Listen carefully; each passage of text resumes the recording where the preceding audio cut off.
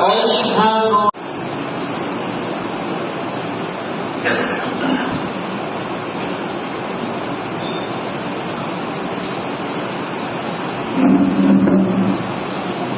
الحمد لله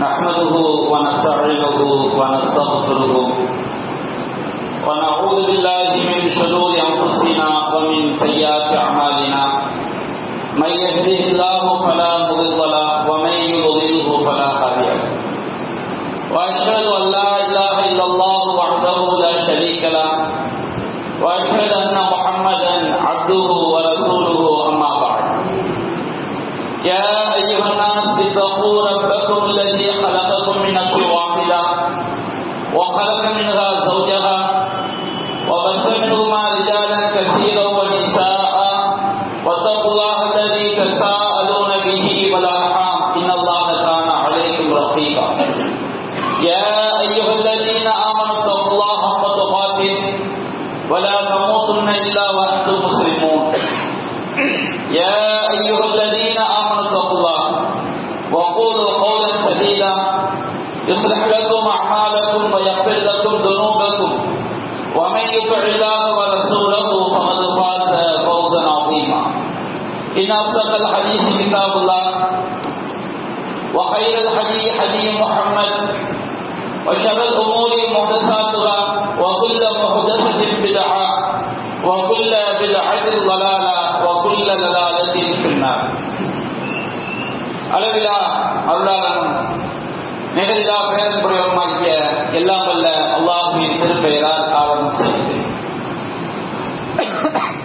அன்பிற்குரிய பெரியோர்களே, தாய்மார்களே, சகோதர சகோதரிகளே, நம்முடைய இஸ்லாமிய சமுதாயத்தில் இஸ்லாமிய மாதங்கள் ஒவ்வொன்றிலும் ஏராளமான மார்க்கத்திற்கு எதிரான காரியங்களை நம்முடைய சமுதாயத்தில் இஸ்லாமிய பெருமக்கள் இஸ்லாம் என்ற பெயரில் செய்து வருவதை நாம் எல்லாம் அறிந்திருக்கின்றோம். அந்த வரிசைகளில் ஒன்றுதான் ஷாபான் மாதம் 15ஆம் இரவை பராத் இரவு என்றும், அந்த இரவில் 3 யாசீன்கள் ஓதுவது, அந்த இரவினுடைய பகலில் நோன்பு நோற்பது என்று பல்வேறு காரியங்களை அவர்கள் செய்கிறார்கள். அவருடைய ஆலிம் பெருமக்கள் நன்றாகவே தெரிந்து வைத்திருக்கின்றார்கள்.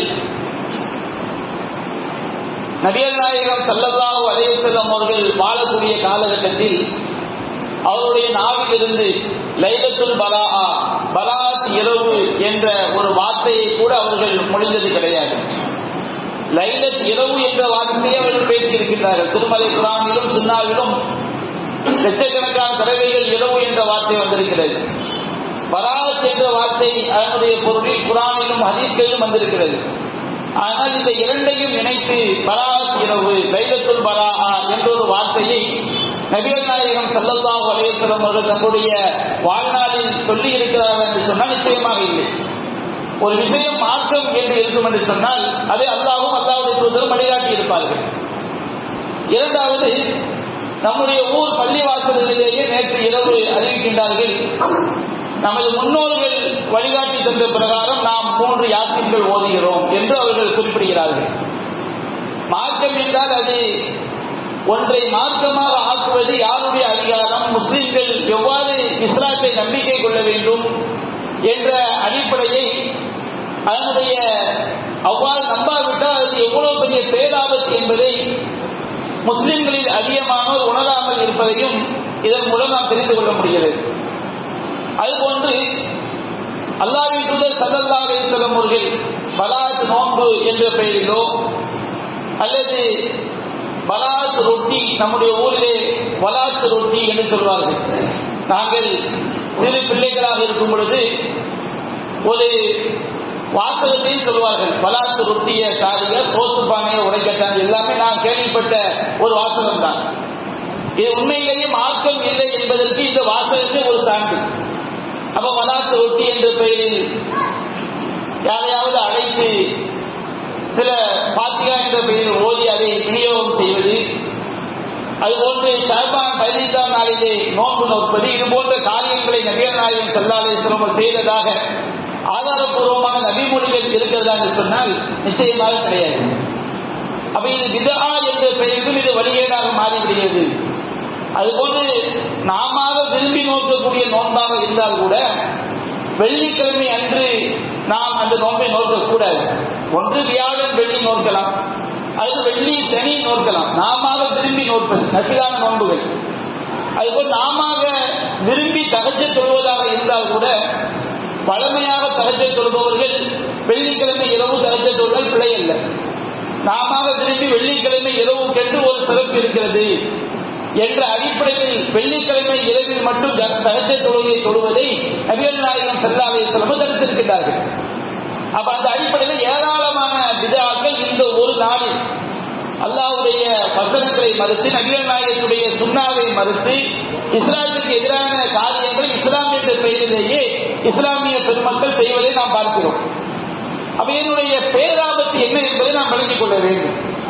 அதை புரிந்து கொண்டால் இது போன்ற காரியங்களை செய்வதில், மார்க்கம் என்ற பெயரில் நாம் ஒன்றை செய்வதில் எவ்வளவு கவனமாக இருக்க வேண்டும் என்பதை நாம் அறிந்து கொள்ளலாம். அன்பிற்குரிய சகோதரர்களே, அல்லாஹ் ரப்பல் ஆலமீன் நம்மை படைத்திருப்பதின் நோக்கமே நாம் அவனுக்கு அடிமையாக இருக்க வேண்டும் என்பதற்காகத்தான். அல்லாஹ் நம்மை படைத்திருப்பதின் நோக்கம் நாம் அல்லாஹ்வுக்கு அடிமையாக இந்த உலகத்தில் வாழ வேண்டும் என்பதுதான். அல்லாஹ் ரப்பல் ஆலமீன் இதற்காகத்தான் நம்மையே படைத்திருக்கின்றான். வமா கலக்குல் ஜின்ன வல் இன்ஸ இல்லா லியஅபுதுன். நான் மனிதர்களையும் ஜின்களையும் அவர்கள் எனக்கு அடிமைகளாக இருக்க வேண்டும் என்பதற்காகவே படைத்திருக்கின்றேன் என்று அல்லாஹ் குறிப்பிடுகின்றான். அல்லாஹ் ரப்பல் ஆலமீன் ஏராளமான நபிமார்களை இந்த மனித சமுதாயத்திற்கு அனுப்பி வைத்ததின் நோக்கமே மனிதர்களாகிய நாம் அல்லாஹ்வுக்கு அடிமையாக இருக்க வேண்டும் என்பதுதான். அல்லாஹ் கூறுகின்றான், வலக்கத் பஅத்னா ஃபீ குல்லி உம்மத்தின் ரசூலா. நாம் எல்லா சமுதாயத்திற்கும் இறை தூதரை அனுப்பினோம். எதற்காக? அந்த இறை தூதர் மக்களுக்கு சொன்னார்கள், அனியபுதுல்லாஹ், நீங்கள் அல்லாஹ்விற்கு அடிமையாக இருங்கள், அல்லாஹ்வை வணங்கி வழிபடுங்கள், அல்லாஹ்விற்கு அடிமையாக இருங்கள். வஜ்தனிபு தாகூத், யாரெல்லாம் தனக்கு அடிமையாக இருக்குமாறு அழைக்கிறார்களோ அவற்றை எல்லாம் விட்டு நீங்கள் விலகிக் கொள்ளுங்கள். தாகூத் என்று சொன்னால் நீங்கள் அல்லாஹ் சொன்னபடி கேட்காதீர்கள், நாங்கள் சொன்னபடி கேளுங்கள், அப்பொழுதுதான் நீங்கள் மறுமையில் வெற்றி பெற முடியும் என்று யாரெல்லாம் தனக்கு அடிமையாவதின் பக்கம் மனித சமுதாயத்தை அழைக்கிறார்களோ அவர்களை எல்லாம் புறக்கணித்து அல்லாஹ்விற்கு நாம் அடிமையாக இருக்க வேண்டும் என்பதற்காகத்தான் அல்லாஹ் நம்மை படைத்திருக்கின்றார். நாம் அல்லாஹ்விற்கு அடிமையாக இருப்பதுடைய அர்த்தம் தான் லா இலாஹ இல்லல்லாஹ். வணக்கத்திற்குரியவன் அல்லாஹ்வை தவிர வேறு யாரும் இல்லை. வணக்கம் என்ற அந்த வார்த்தையினுடைய பொருள் என்ன? வணக்கம் என்று சொன்னால் நான் நீ சொல்வதையெல்லாம் கேட்கிறேன், உனக்கு அடிமையாக இருக்கிறேன் என்பதுதான் அந்த வார்த்தையினுடைய பொருள். இபாதத் என்று சொல்கிறோமே, இபாதத் என்பதைத்தான் தமிழில் வணக்கம் என்று நாம் மொழிபெயர்க்கிறோம்.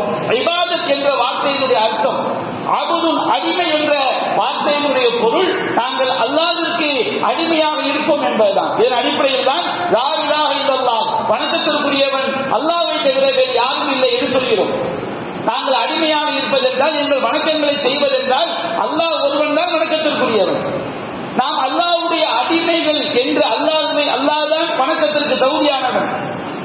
நாம் அனைவரும் அடிமைகள் என்று நாம் சந்தேகம் இல்லாமல் நாம் நம்பி இருப்பதின் முக்கியமான அடிப்படை தான் அந்த இறைவன் சொன்ன அடிப்படையில் மறுமையில் வெற்றி பெறுவதற்குரிய காரியங்களை செய்வது. அதனால்தான் அல்லாஹ் ரப்பல் ஆலமீன் சொன்னான், இன்ன தீன இன்தல்லாஹி இஸ்லாம். அல்லாஹ்விடத்தில் தீன் என்பது, அல்லாஹ்விடத்திலிருந்து வந்த மார்க்கம் என்பது இஸ்லாம் என்று அல்லாஹ் ரப்பல் ஆலமீன் குறிப்பிட்டான். இந்த இஸ்லாமிய மார்க்கத்தில் எந்த ஒரு சட்டத்தை சொல்வதாக இருந்தாலும் அல்லாஹ்விற்கு மட்டும்தான் அதிகாரம் இருக்கிறது. நபிகள் நாயகம் ஸல்லல்லாஹு அலைஹி வஸல்லம் அவர்கள் அல்லாஹ்வுடைய தூதராக வந்தார்கள். தூதர் என்பதனுடைய அர்த்தம் என்ன? அல்லாஹ்விடமிருந்து அந்த மார்க்கத்தை பெற்று தன்னுடைய சுய கருத்தை கலக்காமல் நமக்கு வழிகாட்டி தருவதுதான் தூதருடைய பொறுப்பு. அல்லாஹ் ரப்பல் ஆலமீன் நபிகள் நாயகத்தை பற்றி அல்லாஹ் சொல்லுகிறான் திருமலை குர்ஆனிலே, வமா யன்திகு அனில் ஹவா, இந்த முஹம்மது நபி தன்னுடைய சுய விருப்பப்படி பேச மாட்டார்கள். இன் ஹுவ இல்லா வஹீ யூஹா, அவர்கள் பேசுகின்ற அனைத்துமே அல்லாஹ்விடமிருந்து அறிவிக்கப்படக்கூடிய இறை செய்தி என்று அல்லாஹ் குறிப்பிடுகின்றான். நாம் அல்லாஹ்வை ரப்பாக ஏற்றிருக்கிறோம், அல்லாஹ் ஒருவனைத்தான் வணக்கத்திற்குரியவனாக ஏற்றிருக்கிறோம் என்பதுடைய அடிப்படை அம்சமே நாம் எந்த ஒரு செயலை செய்தாலும் செய்தாலும், இந்த செயலை செய்தால் மறுமையில் வெற்றி கிடைக்கும் என்று நாம் மார்க்கமாக கருதி எந்த ஒரு செயலை செய்தாலும் அதை அல்லாஹ் சொல்லி இருக்க வேண்டும். அல்லாஹ் சொல்கிறார் என்று சொன்னால் திருமலை குர்ஆனில் இருக்க வேண்டும், நபிகள் நாயகத்துடைய சுன்னாவில் இருக்க வேண்டும். இதை ஒருவன் உள்ளத்தால் ஏற்றுக்கொள்ளவில்லை என்று சொன்னால் அவன் லா இலாஹ இல்லல்லாஹ் என்ற கலிமாவை அவன் ஏற்றுக்கொள்ளவில்லை. இதைத்தான் அல்லாஹ் கூறுகின்றான், ஃபமன் லம் யஹ்கும் பிமா அன்ஸலல்லாஹ் ஃபஉலாயிக ஹுமுல் காஃபிரூன். அல்லாஹ் அருளியதை கொண்டு தீர்ப்பளிக்காதவர்கள். ஒரு மார்க்க சட்டத்திலே இது செய்யலாமா கூடாதா? அல்லாஹ் அருளியது எது? திருமலை குர்ஆன் அல்லாஹ் அருளியது. திருமலை குர்ஆனுக்கு விளக்கமாக நபிகள் நாயகம் பேசிய பேச்சுக்கு அல்லாஹ்விடமிருந்து வந்தது. அல்லாஹ் கூறுகின்றான், நபிகள் நாயகம் சொன்னார்கள், அலா இன்னி ஊதீதுல் கிதாப வ மிஸ்லஹு மஅஹு. மக்களை அறிந்து கொள்ளுங்கள், எனக்கு அல்லாஹ்விடமிருந்து குர்ஆனும் கொடுக்கப்பட்டது, அந்த குர்ஆனை போன்று இன்னொரு வகையும் கொடுக்கப்பட்டது. அதைத்தான் நாம் சுன்னா என்று சொல்கிறோம். அப்ப இந்த இரண்டிலும் இல்லை என்றால், இந்த இரண்டின் அடிப்படையில் ஒன்று மாற்றம் என்று ஆகவில்லை என்று சொன்னால் அது தெளிவான வழிகை. நபிகள் நாயகம் ஸல்லல்லாஹு அலைஹி வஸல்லம் அவர்கள் தன்னுடைய வாழ்நாளில் அணு அளவு சட்டத்தை கூட, கடுகளவு சட்டத்தை கூட அல்லாஹ்வுடைய இறை செய்தி இல்லாமல் அவர்கள் சொன்னதே கிடையாது.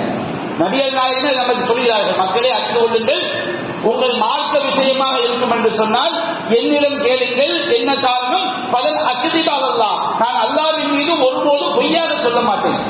நபிகள் நாயகம் ஸல்லல்லாஹு அலைஹி வஸல்லம் அவர்கள் மார்க்க சட்டத்தில் கடுகளவு சட்டத்தை கூட அவர்கள் சுயமாக சொன்னது கிடையாது. நபிகள் நாயகத்திற்கு இந்த மார்க்கத்தில் சுய கருத்தை சொல்லக்கூடிய அதிகாரத்தை அல்லாஹ் கொடுக்கவில்லை. நபிகள் நாயக வாழ்க்கையில நூற்றுக்கணக்கான சான்றுகளை பார்க்கிறோம். சஹீஹ் புகாரியில் பதிவு செய்யப்பட்டுள்ள செய்தி, சஹீஹ் முஸ்லிமில் பதிவு செய்யப்பட்டுள்ள செய்தி. நபிகள் நாயகம் ஸல்லல்லாஹு அலைஹி வஸல்லம் அவர்கள் நம்முடைய மார்க்கம் தங்கத்திற்கு ஜக்காத் கொடுக்க வேண்டும் என்கிறது, வெள்ளிக்கு ஜக்காத் கொடுக்க வேண்டும் என்கிறது, அதுபோன்று ஆடு மாடு ஒட்டகங்களுக்கு ஜக்காத் கொடுக்க வேண்டும் என்று சொல்கிறது, பயிர் பச்சைகளுக்கு விளைந்து வரக்கூடிய தானியங்களுக்கு ஜக்காத் கொடுக்க வேண்டும் என்று சொல்கிறது. அப்ப நபிகள் நாயகம் ஸல்லல்லாஹு அலைஹி வஸல்லம் அவர்கள் இதற்கெல்லாம் ஜக்காத் கொடுக்காவிட்டால் மறுமையில் என்ன பாதிப்பு ஏற்படும் என்பதை அவர்கள் சொல்லிக் கொண்டே வருகிறார்கள் சஹாபாக்களுக்கு. ஜக்காத் கொடுக்காவிட்டால் என்ன பாதிப்பு என்பதை சொல்லிவிட்டு நீளமான ஒரு செய்தி, அதை விரிவாக சொன்னால் நமக்கு ஜும்மாவுடைய நேரம் பத்தாது, நான் சுருக்கமாக சொல்கிறேன். ஜக்காத் கொடுக்காவிட்டால் என்னென்ன பாதிப்பு ஏற்படும் என்பதை எல்லாம் அவர் சொல்லிக் கொண்டே வருகிறார்கள். சொல்லிவிட்டு குதிரையை ஒருவன் அல்லாஹ்வுடைய மார்க்கத்திற்கு ஆதரவாக பயன்படுத்தினால் அவனுக்கு என்ன நற்கூலி கிடைக்கும், குதிரையை அல்லாஹ்வுடைய மார்க்கத்துக்கு எதிராக பயன்படுத்தினால் அவனுக்கு என்ன தீர்வு கிடைக்கும் என்பதையெல்லாம் சொல்லிக் கொண்டே வருகிறார்கள். அப்பொழுது நபி தோழர் இருந்து கேட்கிறார், அல்லாஹ்வின் தூதரே, நான் கழுதை வைத்திருக்கின்றேன், கழுதையை அல்லாஹ்வுடைய மார்க்கத்திற்கு ஆதரவாக பயன்படுத்தினால் எனக்கு என்ன நன்மை கிடைக்கும், கழுதையை அல்லாஹ்வுடைய மார்க்கத்துக்கு எதிராக பயன்படுத்தினால் என்ன தீமை கிடைக்கும்? நபிகள் நாயகம் குதிரையை பற்றி சொல்லும் போது, குதிரையை ஒரு அல்லாஹ்வுடைய மார்க்கத்துக்கு ஆதரவாக பயன்படுத்தினால் குதிரை ஒரு புல்லை கடித்தால் அது எவ்வளவு புல்லை கடிக்குதோ அந்த அளவுக்கு நன்மை, அது ஒரு எட்டு வைத்தால் ஒவ்வொரு எட்டுக்கும் நன்மை, அது சிறுநீர் கழித்தால் அந்த சிறுநீரை அல்லாஹ் நன்மையாக்குகிறான், அது மலம் கழித்தால் அந்த மலத்தை அல்லாஹ் நன்மையாக்குகிறான். இப்படி சொல்லிக்கிட்டே வர்றாங்க. அப்போ கேட்கப்படக்கூடிய கேள்வி என்னுடைய குதிரைக்கு சொன்னீங்க, கழுதையை நான் அல்லாஹ்வுடைய மார்க்கத்திற்கு சாதகமாக பயன்படுத்துகிறேன். ஒரு கழுதையில ஏதோ ஒரு யுத்தத்துக்கு போறாரு, நற்காரியத்துக்கு பயன்படுத்துறார், தொழுகைக்கு வருகிறார், ஏதோ ஒன்று. அப்ப நபிகள் நாயகம் சொன்னார்கள், மா உன்சில அலைய ஃபில் ஹும்ரி ஷைஉன், தோழரே, கழுதை விஷயத்தில் அல்லாஹ்விடமிருந்து எனக்கு எதுவும் வகையாக அருளப்படவில்லை. எல்லாவற்றையும் நான் சொன்னதெல்லாம் என்னுடைய சொந்த கருத்து அல்ல, அல்லாஹ்விடமிருந்து வகையாக வந்தது. நான் சொன்னேன், கழுதை விஷயத்தில் எனக்கு வகையாக எதுவும் அருளப்படவில்லை என்றாலும் திருமலை குர்ஆனில் ஒரு வசனம் இருக்கிறது, நீர் கேட்ட கேள்விக்கும். இது போன்ற லட்சக்கணக்கான கேள்வி வந்தாலும் எல்லா கேள்விக்கும் அந்த வசனம் விடையாகிறது. ஃபமையஅமல் மிஸ்கால தர்ரத்தின் கைரன் யரா, யார் வந்து அணு அளவு நன்மை செய்கிறாரோ அதை அவர் கண்டுகொள்வார். ஃபமையஅமல் மிஸ்கால தர்ரத்தின் ஷர்ரன் யரா, யார் அணு அளவு தீமை செய்கிறாரோ அவர் அதை கண்டுகொள்வார். ஒரு ஆள் சைக்கிளை பத்தி கேட்கிறாரு, காரை பத்தி கேட்கிறாரு, ஸ்கூட்டரை பத்தி கேட்கிறாரு, நடந்து செல்வதை பற்றி கேட்கிறார். எதை பற்றி கேட்டாலும் குதிரைக்கு அல்லாஹ்வின் வழி வந்த மாதிரி, குதிரை ஒரு எட்டு வைத்தால் இந்த நன்மை, நீ சைக்கிளில் மிதித்தால் இவ்வளவு நன்மை நம்ம சொல்ல முடியாது. அல்லாஹ்வின் வந்தா சொல்லலாம். ஆனால் ஒருவர் ஒரு தன்னுடைய காரை அல்லாஹ்வுடைய மார்க்கத்திற்காக பயன்படுத்துகிறார், இது நன்மை உண்டு, நன்மை உண்டு. எப்படி சொல்கிறீர்கள்? அல்லாஹ் சொல்லிவிட்டான், யார் அனளவு நன்மை செய்கிறாரோ அவனுக்கு அது கூலி கொடுப்போம் என்று. நபிகள் நாயகம் ஸல்லல்லாஹு அலைஹி வஸல்லம் அவர்கள் அல்லாஹ்விடமிருந்து இறை செய்தி வராமல், அது அல்லாஹ்விடமிருந்து வந்த இறை செய்தியின் ஆதாரம் இல்லாமல் எந்த ஒரு சட்டத்தையும் அவர் சொன்னது கிடையாது. நபிகள் நாயகத்திற்கு அந்த அதிகாரம் இல்லை என்பதைத்தான் திருமலை குர்ஆன் தெளிவுபடுத்துகிறது. நபிகள் நாயகம் ஸல்லல்லாஹு அலைஹி வஸல்லம் அவருடைய காலகட்டத்தில் சஹாபி பெண்கள் எல்லாம் நபிகள் நாயகத்திடம் வருகிறார்கள். அவர்கள் எந்த அளவிற்கு இஸ்லாத்துடைய அடிப்படை கொள்கையை தெளிவாக விளங்கி வைத்தார்கள் என்பது நமக்கு இந்த ஹதீஸிலிருந்து புரிகிறது. நபிகள் நாயகம் சொல்றாங்க, அல்லாஹ்வின் தூதரே, தஹபர் ரிஜாலுக்கு ஹதீஸ், உங்களுடைய பயான்களை எல்லாம் ஆண்கள் தான் அதிகமாக கேட்கிறார்கள், பெண்களாக எங்களுக்கு அந்த வாய்ப்பு கிடைப்பதில்லை. பள்ளிவாசலுக்கு ஐங்கால தொழுகைக்கு வருவது பெண்களுக்கு கடமை அல்ல, பெண்கள் வீட்டில் தொழுவது சிறந்தது, பெண்கள் கணவனுக்கு செய்ய வேண்டிய கடமை, பிள்ளைகளுக்கு செய்ய வேண்டிய கடமை இப்படிலாம் இருக்குது. அதனால உங்கள் பயான்களை அதிகமாக கேட்க எங்களுக்கு முடிவதில்லை. எங்களுக்கு என்று ஒரு நாளை ஒரு இடத்தை சொல்லி அந்த நாளிலே துஅல்லிமுனா மிம்மா அல்லமக்கல்லாஹ், அல்லாஹ் உங்களுக்கு கற்றுத் தந்ததை நீங்கள் எங்களுக்கு கற்றுத்தாருங்கள். அன்றைய கால சஹாபாக்கள் இஸ்லாம் என்றால் என்னவென்பதை மிக தெளிவாக விளங்கி வைத்திருந்தார்கள். நபிகள் நாயகத்துடைய சுய கருத்து இஸ்லாம் என்று அவர்கள் புரியவில்லை. அதனால சொன்னார்கள், துஅல்லிமுனா மிம்மா அல்லமக்கல்லாஹ், அல்லாஹ் உங்களுக்கு கற்றுத் தந்ததை எங்களுக்கு கற்றுக் கொடுங்கள் என்றார்கள். நபிகள் நாயகம் ஒரு நாளை ஒரு நேரத்தை அவர்களுக்கு சொல்லி இந்த இடத்திலே ஒன்று கூடுங்கள் என்று சொல்லி அந்த இடத்திலே சென்று அல்லமஹுன்ன மிம்மா அல்லமஹுல்லாஹ், அல்லாஹ் நபிகள் நாயகத்திற்கு கற்றுக் கொடுத்ததை அந்த பெண்களுக்கு கற்றுக் கொடுத்தார்கள். மார்க்கம் என்பது அல்லாஹ்விடமிருந்து வந்த மார்க்கம். இந்த மார்க்கத்தில் யாருக்கும் தன்னுடைய சுய கருத்தை சொல்வதற்கு அதிகாரம் இல்லை, அல்லாஹ்வை தவிர வேறு யாருக்கும் அதிகாரம் இல்லை என்பதுதான் அடிப்படை. அல்லாஹ் அதைத்தானே கேட்கிறான், குல் அத்துஅல்லிமுனல்லாஹ பிதீனிக்கும், உங்களுடைய மார்க்கத்தை நீங்க அல்லாஹ்விற்கு கற்றுக் கொடுக்கிறீர்களா? அல்லாஹ் சொல்லாதவங்க, நபிகள் நாயகம் சொல்லாதவங்க நம்ம மார்க்கமாக ஆக்கினால், யாசின் ஓதுனா தப்பாய், இந்த கேள்வியே இஸ்லாத்துடைய அடிப்படை தெரியாத கேள்வி. அல்லாஹ்விற்கு மார்க்கத்தை கற்றுக் கொடுப்பது இது பராத் இரவும் ஒன்று இருந்து அதுல 3 யாசின் ஓதுனா, ஒரு யாசின் இளம பறக்கத்துக்கு, ஒரு யாசின் ஆயுள் திருப்திக்கு, ஒரு யாசின் மூத்தாக்களுக்கு, ஒவ்வொன்றையும் விவரித்து சென்றால் அது எல்லாமே எவ்வளவு மார்க்கத்திற்கு மாற்றமானது என்று அடிப்படை. ஆனால் இப்படி ஒன்று இருக்கும் என்றால் அதை ஏன் அல்லாஹ்விற்கு தெரியவில்லை? அல்லாஹ் கேட்கிறான், எனக்கு தெரியாது நல்லது எதுவும் இருக்கிறதா? அம்லவும் சுலகாவும் ஷரவுலவும் மினத்தீனி மாலம் எழுதிக்கலாம். அல்லாஹ் அனுமதி அளிக்காதவற்றை மார்க்க சட்டமாக்கக்கூடிய கடவுள்கள் அவர்களுக்கு இருக்கிறாங்க கேட்கிறான். ரொம்ப ஈஸியா மக்களை உலமாக்கள் வழி எடுத்துறாங்க. நம்முடைய முன்னோர்கள் சொன்ன அடிப்படையில் நாம 3 யாசின் ஓதுறோம். முன்னோர்கள் யார்? அல்லாஹ்வா? மார்க்க சட்டத்தை வெளியாக்கக்கூடிய சட்டம் அவர்களுக்கு இருக்கிறதா? அல்லாஹ் அவருடையதை பின்பற்றுங்கள் என்று அவர்களுக்கு சொல்லப்படும் என்றால் எங்கள் மூதாதையர்களை நாங்கள் எதில் கண்டோமோ அதைத்தான் பின்பற்றுவோம் என்கிறார்கள். அப்ப அந்த மூதாதையர்கள் செய்யக்கூடிய செயல், மூதாதையர்கள் நேர்வழியை அறியாமல் இருந்தாலுமா, அல்லது ஷைத்தான் உங்களை தவறான பாதைக்கு அழைத்தாலுமா நீங்கள் மூதாதையரை பின்பற்றுவீர்கள்? உலக விஷயத்தில் மூதாதையரை பின்பற்றுறோமா? நம்ம அப்பம்மாவெல்லாம் நல்லாப்ப பெரியாப்பாவெல்லாம் அவங்க ஏசி போட்டு வாழ்ந்தாங்களா, காது வச்சிருந்தாங்களா, கரண்ட் இருந்துச்சா, அப்படியே முன்னாடி போனோம்னா அப்ப நமக்கு நன்மை என்று சொன்னால், உலக வசதி என்று சொன்னால் எல்லா கலாச்சாரங்களையும் தூக்கி எறிகிறோம், மார்க்கத்தில் மட்டும் மூதாதையர். சில சகோதரர்கள் தௌஹீத் என்ற பெயரில் இருந்து கொண்டு கூட ஏதாவது யானை தெற்கல்ல போயிட்டு வச்சுருங்க, இது எப்படிப்பட்ட கலாச்சாரம் தெரியுமா, அந்த காலத்தில் எப்படி சந்தோஷமா இருக்கணும் தெரியுமா? என்ன சந்தோஷம்?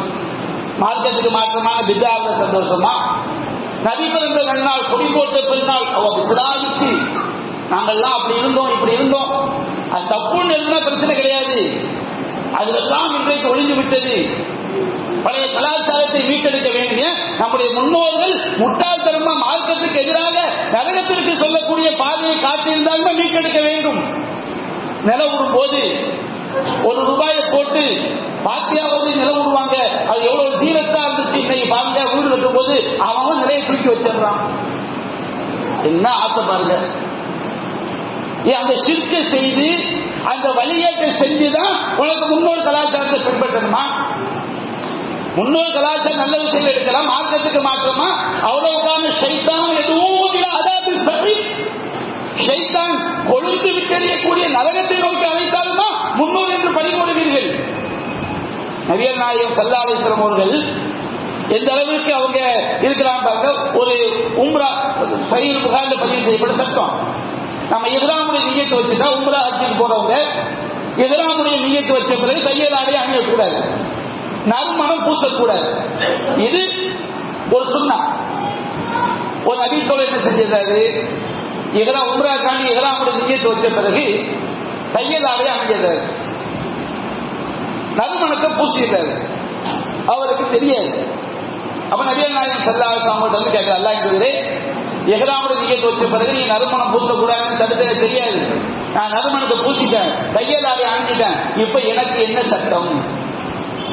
இஹ்ராம் அணிந்த பிறகு நறுமணம் பூசக்கூடாது என்ற சட்டம் அல்லாஹ் ரசூலுல்லாஹ் வந்திருக்கு, கையலாடை அணியக்கூடாதுங்கிற சட்டம் அல்லாஹ் வந்திருக்கு. இப்ப கேள்வி என்ன? அதை ஒருவர் மீறி விட்டார்.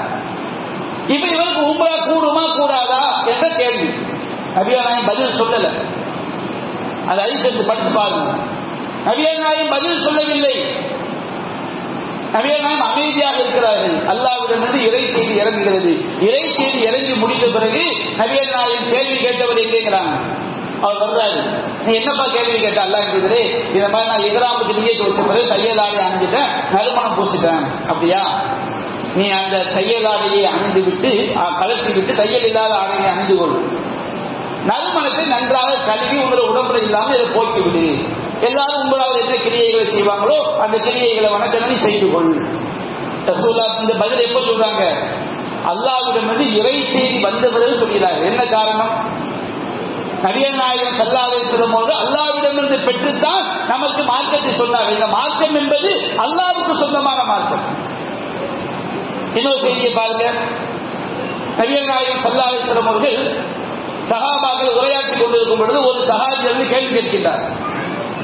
அல்லாஹ்வின் தூதரே, இன் காத்தல்து ஃபீ சபீலில்லாஹி சாபிரன் முஹ்தஸிபன் முக்பிலன் கைர முத்பினன் ஐயுகஃபிரு அன்னி ஸய்யாத்தி. அல்லாஹ்வின் தூதரே, நான் அல்லாஹ்வுடைய பாதையிலே உறுதி மிக்கவனாக, அல்லாஹ்வின் நன்மை எதிர்பார்த்தவனாக, முன்னோக்கி சென்று புறமுதுகு காட்டாதவனாக நான் இறைவனுக்காக போர் செய்து கொல்லப்பட்டால் என்னுடைய பாவங்கள் எல்லாம் மன்னிக்கப்படுமா? கேள்வி நபிகள் நாயகம் முன்வைக்கப்படும். சஹாபி கேள்வி அழகாக கேட்கிறார். அல்லாஹ்வுக்காக மட்டும்தான் நான் உறுதி குறையாமல் அல்லாஹ்விடம் மட்டும் கூலி எதிர்பார்த்து, பெருமைக்காக இல்லை, அல்லாஹ்விடம் மட்டும் கூலி எதிர்பார்த்து நான் புறமுதுகு காட்டி ஓடாமல் முன்னோக்கி சென்று நான் கொல்லப்பட்டால் என்னுடைய பாவங்கள் எல்லாம் மன்னிக்கப்படுமா? இது கேள்வி. நபிகள் நாயகம் சொன்னாங்க, நாம் உங்களுடைய பாவங்கள் மன்னிக்கப்படும். நபிகள் நாயகம் சொன்ன பதில் பிழையானது. ரசூல் ஸல்லல்லாஹு அலைஹி வஸல்லம் பதில் சொல்லி முடித்து ஒரு சில வினாடிகளில் ஐனஸ்தாயி என்ற கேள்வி கேட்டவர் யார் அப்படிங்கிறாங்க. அந்த தோழர் இருந்து அல்லாஹ்வின் தூதரே, நான் தான் கேள்வி கேட்டேன். நீ என்ன கேள்வி கேட்டீங்க? நான் அல்லாஹ்வுடைய பாதையில உறுதி மிக்கவனாக நன்மை எதிர்பார்த்து புறமுதுகு காட்டாமல் நான் போர் செய்தால், போர் செய்து கொல்லப்பட்டால் என்னுடைய பாவங்கள் எல்லாம் மன்னிக்கப்படுமா? நபிகள் நாயகம் சொன்னாங்க, இல்லத்தை, ஆமா உன்னுடைய பாவங்கள் எல்லாம் மன்னிக்கப்படும். கதன் என்ற பாவம் மட்டும் என்ன செய்யப்படாது, மன்னிக்கப்படாது.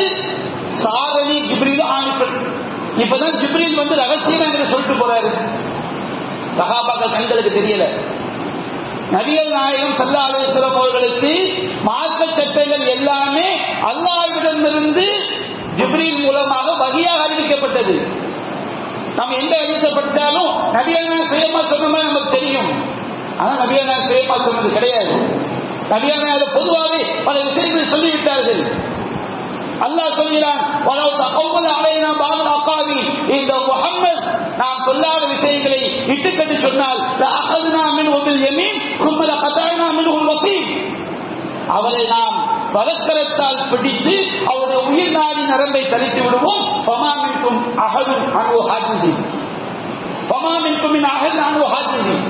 நாம் இவ்வாறு செய்வதை விட்டும் உங்களில் யாரும் நம்மை தடுத்து விட முடியாது. நபிகள் நாயகம் அல்லாஹ்வின் பெயரால் விட்டு கட்டுவார்கள் என்பதை அல்லாஹ் சொல்கிறான். அல்லாஹ்விற்கு அப்படி செய்ய மாட்டார்கள். அதிகாரம் அனைத்தும் மார்க்கத்திலே சட்டம் சொல்லக்கூடிய அதிகாரம் அனைத்தும் அல்லாஹ்விற்குரியது. முஸ்லிம் அல்லாத வழிகேடர்கள் நம்மை முஸ்லிம்கள் என்று சொல்ல மாட்டார்கள், முகம்மதியர்கள் என்பார்கள். ஏன் முகம்மது என்கிறார்கள்? அவர்கள் இந்த இஸ்லாம் என்பது இறைவனிடமிருந்து வந்ததல்ல, முகமது நபியுடைய சுய கருத்து என்பதை நிரூபிக்க வேண்டும் என்பதற்காக நம்மை முகம்மதியர் என்கிறார்கள். இதை புரியாமல் நம்மவர்கள் சிலர் நபிகள் நாயகம் ஸல்லல்லாஹு அலைஹி வஸல்லம் அவர்கள் தன்னுடைய அறிவு திறமையால் வழிகாட்டினார்கள். அல்லாஹ்வின் தூதர் அறிவாளி என்பதில் மாற்றமில்லை. ஆனால் அவர்கள் வழிகாட்டியது அவருடைய சொந்த கருத்தல்ல. யாராவது நபிகள் நாயகத்துடைய கருத்து அவருடைய சுய சிந்தனை சுய அறிவு என்று ஒருவன் சொன்னால் அவன் நிச்சயமாக இஸ்லாத்தை மறுத்தவனாகத்தான் இருக்க முடியும். நபிகள் நாயகத்துடைய கருத்து அவன் சொந்த கருத்து அல்ல. நபிகள் நாயகத்துடைய கருத்து அல்லாஹ்விடமிருந்து அறிவிக்கப்பட்ட இறை செய்தி. நபிகள் நாயகம் அவ்வாறு அல்லாஹ் சொல்லுகிறான், நபிகள் மக்களுக்கு சொல்லுங்கள், இன்னமா அத்தபிஉ மா யூஹா இலைய ரப்பி, நான் பின்பற்றுவதெல்லாம் என்னுடைய இறைவனிடமிருந்து எனக்கு அறிவிக்கப்படுவதைத்தான். மக்கா காசுல நபிகள் நாயகத்தை கோரிக்கை வச்சாங்க, முகமதே இந்த குர்ஆன் எங்களுக்கு பிடிக்கல, கொஞ்சம் நீங்க மாத்தி எழுதுங்க. குர்ஆனை மாத்தி எழுது மக்கா காசு சொன்னாங்க. அப்ப அல்லாஹ் சொல்லிதான் குர்ஆன்ல, நபியே அவங்களுக்கு பதில் சொல்லுங்க, இதா துத்லா அலைஹிம் ஆயாத்துனா பையினாத்தின் காலல் லதீன லா யர்ஜூன லிகாஅனா, அவர்களுக்கு நம்முடைய தெளிவான வசனங்கள் ஓதி காட்டப்பட்டால் மறுமையை நம்பாத அந்த காசிர்கள் சொல்கிறார்கள், யுதீபி குர்ஆன் கைரி ஹாதா, இந்த குர்ஆன் அல்லாஹ் வேறு குர்ஆனை கொண்டு வா, அவ் பத்தில்ஹு, அந்த குர்ஆனை மாற்றிவிடு என்று சொல்கிறார்கள். நபியே சொல்லுங்கள், குல் மா யகூனு லி அன் உபத்திலஹு மின் துல்காய் நஃப்ஸி, சுயமாக இதில் எந்த மாற்றத்தையும் செய்யக்கூடிய அதிகாரம் எனக்கு கிடையாது. எவ்வளவு அற்புதமான வசனம், எவ்வளவு தெளிவான சான்று. இன் அத்தபியூ இல்லாம யூஹா இலைய மின் ரப்பி, என்னுடைய இறைவனிடமிருந்து எனக்கு வகையாக அறிவிக்கப்படுவதைத்தான் நான் பின்பற்றுகிறேன். இன்னி அகாஃபு இன் அஸைது ரப்பி அஸாப யௌமின் அதீம், என்னுடைய இறைவனுக்கு நான் மாறு செய்துவிட்டால் மகத்தான நாளுடைய வேதனையை நான் அஞ்சுகிறேன் என்று நீங்கள் சொல்லுங்கள். அன்பிற்குரிய சகோதரர்களே, இது போன்ற சான்றுகள் ஏராளம். நம்முடைய இஸ்லாமிய சமுதாய பெருமக்கள் குர்ஆன் சுன்னாவை அவர்கள் சிந்தித்தார். இந்த மார்க்கம் யாருடைய மார்க்கம், இந்த பிதா என்பது எவ்வளவு பேராபத்தானது, அது நம்முடைய மறுமை வாழ்க்கையை அழித்துவிடும் என்பதை அவர்கள் உணர்ந்து கொள்ளலாம். ஆனால் அல்லாஹ் ரப்பல் ஆலமீன் யாருக்கு நாடுகிறானோ அவர்களுக்கு தான் அல்லாஹ் நேர்வழி காட்டுவான். அப்படி இஸ்லாத்துடைய அடிப்படை இந்த பிதா என்பது அது நம்முடைய மறுமை வாழ்வை அழித்துவிடும். அது இறைவனுக்கு அடிமைப்படுவதை தடுத்து இறைவன் அல்லாதவர்களுக்கு அடிமையாவதின் பக்கம் அழைத்து நம்மை ஷிர்கில் தள்ளக்கூடியதுதான் இந்த பிதா என்பதை நாம் மிகவும் கவனமாக விளங்கிக் கொண்டு இது போன்ற வழிகளை விட்டும் நம்மை நாம் பாதுகாத்துக் கொள்ள வேண்டும் என்று கூறி என்னுடைய முதல் உரையை நிறைவு செய்கிறேன். வாஹிரு தஅவானா அல்ஹம்துலில்லாஹி ரப்பில் ஆலமீன்.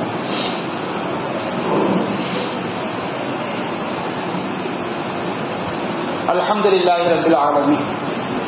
அன்பிற்குரிய சகோதரர்களே, நபிகள் நாயகம் ஸல்லல்லாஹு அலைஹி வஸல்லம் அவர்கள் நம்முடைய இந்த மார்க்க விஷயத்திலே தன்னுடைய சுய கருத்து அவர்கள் கடுகளவு கூட மாற்றமாக சொன்னது இல்லை என்பதற்கு ஏராளமான சான்றுகள் குர்ஆன் சுன்னாவில் நிறைந்திருந்தாலும் இந்த இரண்டாவது உரையில் சுருக்கமாக ஒரு சில சான்றுகளை மட்டும் நாம் படிப்பினை பெறுவதற்காக இஸ்லாத்துடைய அடிப்படையை இஸ்லாத்துடைய கொள்கையை நாம் தெளிவாக விளங்கிக் கொள்வதற்காக நம்முடைய மனதில் பதிய வைத்துக் கொள்வதற்காக நான் எடுத்துக் கூறுகிறேன்.